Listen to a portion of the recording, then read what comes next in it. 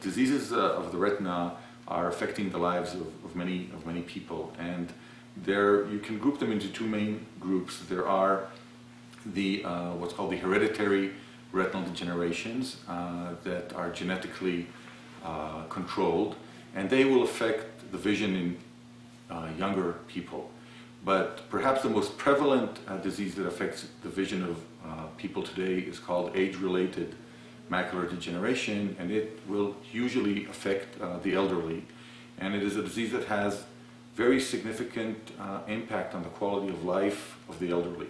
And if you look at the statistics and you look at the prevalence of this disease as a function of the age, it rises steeply in the 70s. So what happens is that between the age of about 55 to 65, about maybe 8% to 10 or 12% of the population at this age will have some signs of this disease, which I will mention in a few seconds. But when you go above the age of 75, about 1 to 3 to 1 in 4 people above the age of 75 have some level of this disease, age-related macular degeneration, or in short, AMD. And this disease can have sometimes a slow course, but it can also have a rapid course. And the sort of sad reality is that above the age of 75, about 6% of the people above 75 are actually legally blinded by this disease. And you have to understand a little bit about the macula. The macula is a very small area in the back of the eye, in the retina, which is the area that is responsible for our fine resolution viewing, or fine resolution vision. This is the part that absorbs and tells us what we're seeing when we want to recognize faces, when we want to read, when we want to drive. And if we lose the function of the macula, all these very important daily tasks become very, very difficult. It's not total blindness. There has to be, this has to be said, because many people, when they're told they have AMD, they immediately think, oh my God, I'm going to be totally blind. That's not the case. Luckily, the little mercy this disease sort of gives is that even if it does become severe, it will leave the peripheral retina functioning in most cases. And peripheral retina can give low resolution viewing. In other words, you cannot read, you cannot drive with peripheral vision, but you can manage in daily life. You can still see, if someone enters the room, you'll see him. You can probably even see the outline. It will be difficult for you to recognize his face because you will want to see him with your macula, but the macula will not function. But you will see him coming in. And also when you are walking, you will see that there's a door. You won't see the details so well, but you will be able to walk through it. So what you lose if you progress in this disease is the center of vision and the high acuity vision. And it became really today the #1 cause of blindness in the Western world. And so it's a really important target to try to do some research in, to try to improve the treatments of. And things are really happening in this field in the last few years. We can go a little bit into that, but things are really happening and the field is moving. And I decided many years ago, almost 20 now, that at that time there was really no treatment for this disease at all, almost just very aggressive laser, which is not good treatment. And the field has really been evolving, and today there are more options. It's still not where we want to be and should be, but things are really moving ahead very, very nicely, and there's more to do now that there was. Right. So the advances that have happened in this field, and maybe just a few words about the nature of the disease. So the main risk factor, as we said, is age. The older you get, the more chances are that you will incur the disease, that you will have the disease. A second risk factor, which is important to mention because it's controllable. We can't control our age. You know, we get older, that's life. But you can't control other factors. The second most important factor is smoking. Smoking is a critical risk factor for age-related macular degeneration, and this is something, at least it's hard, but we can control. So stopping to smoke is very important. And third factor are genetic factors. It turns out that if you have a family relative who has this disease, AMD, especially if it's the wet type, and I'll talk about that in a second, you have a higher risk than someone else your age who doesn't have a first-degree relative. So genetics play a role, and slowly more and more genetic factors that can influence the disease are being discovered.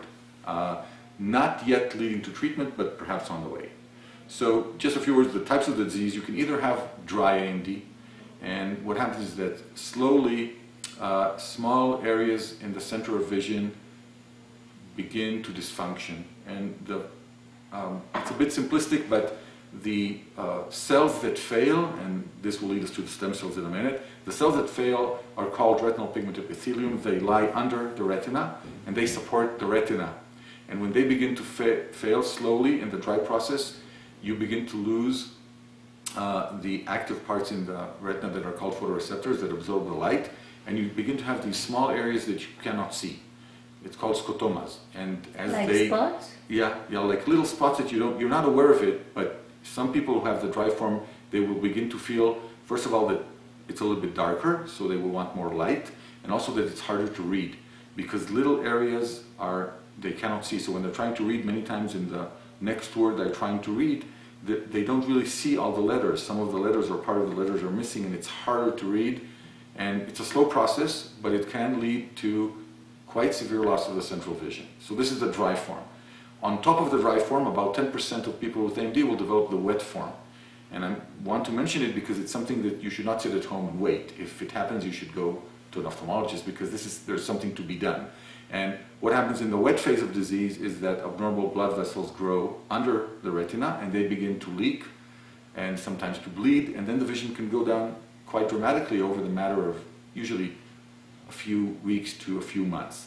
And for this disease, and maybe some of the people have friends or relatives that are undergoing this treatment, if you do develop the wet type, there is, as of about 6 years or 7 years, there is much better treatment than the no treatment that there was before, and that is by injecting into the eye special medications, which are actually biological medications, which are antibodies against the factor that causes these blood vessels to grow. So every month or every 5 weeks, these people with the wet type of disease will get an injection, and it will help in most cases, not in all, but in many cases it will help to slow down the leakage from these vessels that is causing the drop in vision and the growth of the vessels, and it helps to maintain the vision in the wet type. So if a person suddenly feels a drop in his vision in one of his eyes, especially if he begins to see that straight lines are a little bit wavy, this is a classic sign, because the fluid causes the retina to be distorted, and then straight lines like the window sill or the door sill or lines of on the floor become wavy, go to your ophthalmologist. You may be having this progression to the wet type. But this does not solve the dry type. And our goal, about 10 years ago, we set a goal that we want to try to see if we can use perhaps human embryonic stem cells to try and treat this disease early on, to try and also treat the dry form.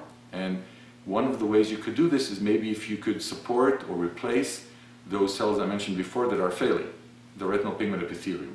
Mm-hmm. So together with my partner in this, his name is Professor Benjamin Rubinoff, and he's the chairman of gynecology at the Hebrew University Hadasah Medical Center, and he's a stem cell person, and we set off to see whether human embryonic stem cells can sort of serve as a foundation or as a source to derive retinal cells for treating AMD.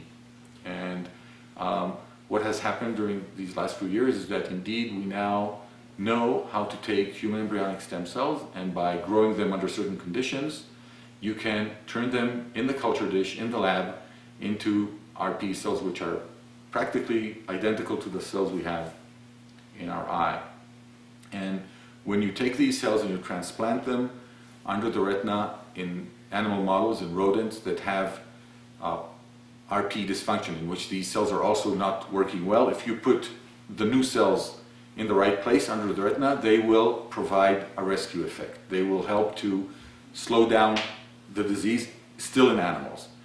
And our main goal now is to try to take this technology to the clinic, to try to bring it to patients with AMD, and that's the point we are at now. And I have to mention, that we're not alone. There are other groups in the world, and I'm happy about that because it shows that probably it's working.